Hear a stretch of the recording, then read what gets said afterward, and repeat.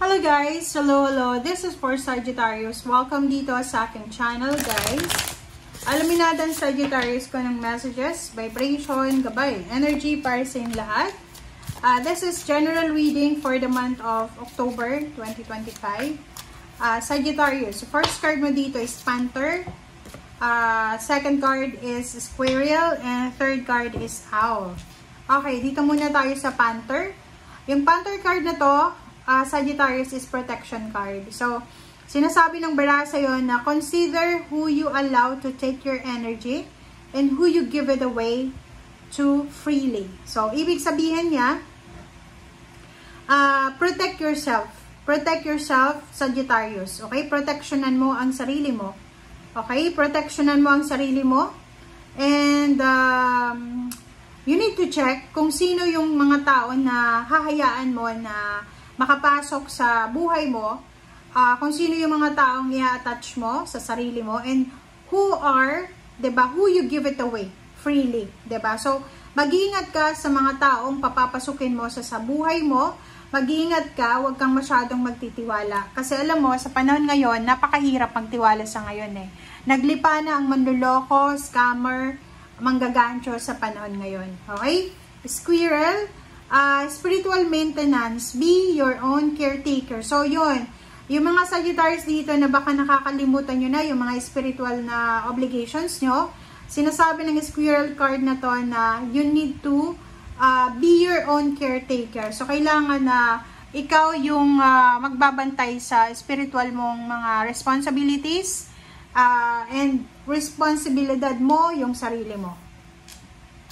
Owl is sight dito, diba? Same din dito eh, diba? So, this is confirmation from the Panther na i-detach mo daw yung emotion sa isang sitwasyon or sa sitwasyon para hindi makontrol nito yung buhay mo. So, yun. Iwasan natin kontrolin ng sitwasyon, iwasan natin na makontrol tayo ng sitwasyon. Okay, so let's check the second deck.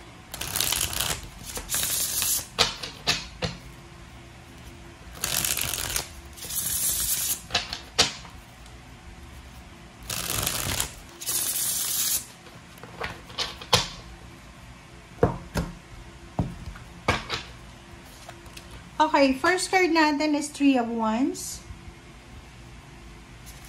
Second card natin is Wheel of Fortune. Next is Ten of Wands. Okay, and Page of Swords. And Queen of Wands.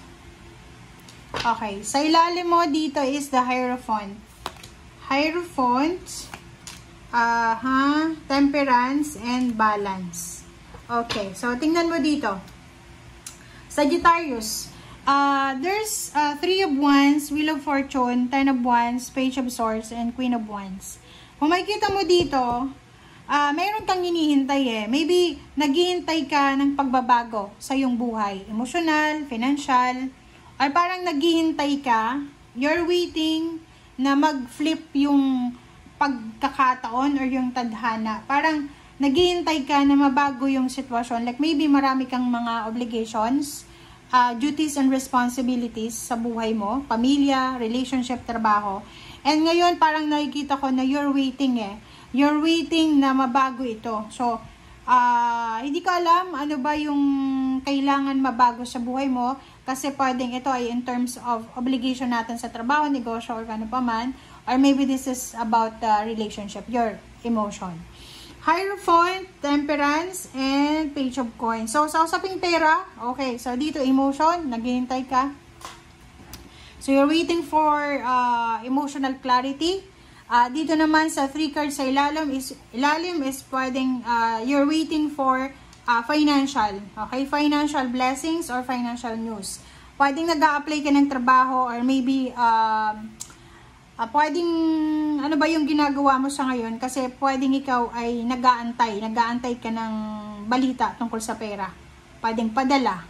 'Di ba? So, sinasabi ng bira sa'yo dito na kung may hinihintay ka, love life, money, career, or pwedeng promotion, salary increase, ano ba yung hinihintay mo? You need to be patient. Okay? Kailangan mong magkaroon ng pasensya. Alright. So,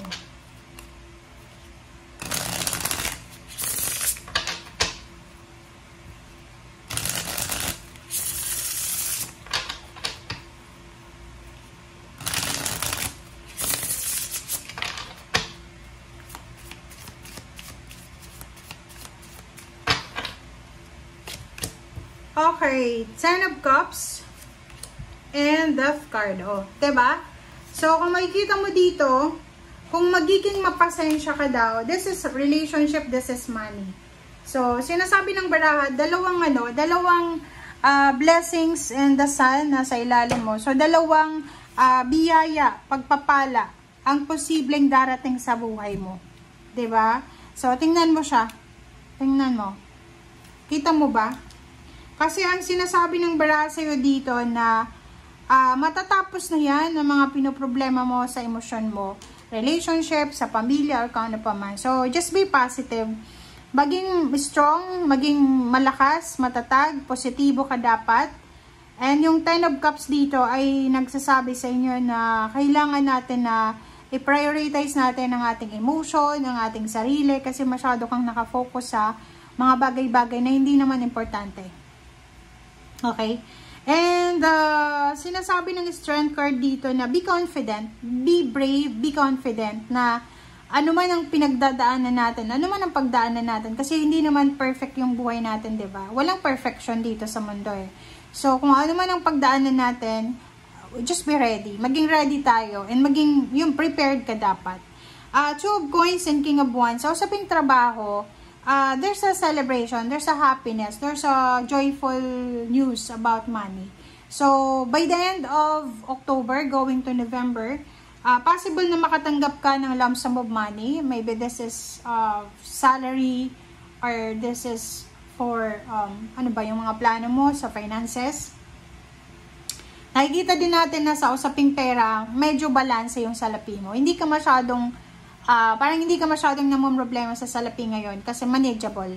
Kumbaga, etong Two of Coins, nababalanse mo kasi may trabaho ka or pwedeng yung pamilya nyo ay hindi masyadong namumroblema sa pera kasi lahat kayo may mga income.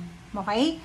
And yung relationship naman, may mga posibleng relationship drama issue na matatapos na.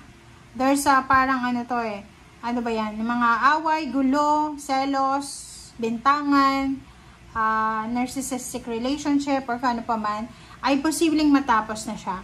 So, kung ano man ang hinihintay mo sa ngayon, don't worry because you're protected. Ang gawin mo lang is you need to detach yourself from negative situation, negative, mga drama na yan, kasi hindi yan makakabuti sa'yo. Tingnan mo to, ang daming blessings, biyaya na darating sa'yo para sa fulfillment ng wishes mo. Pero kung, pero kung hindi ka, pero kung hindi ka, parang kung hindi mo i-detach yung sarili mo sa negativity, still magsasuffer ka. Okay? Thank you guys. Bye!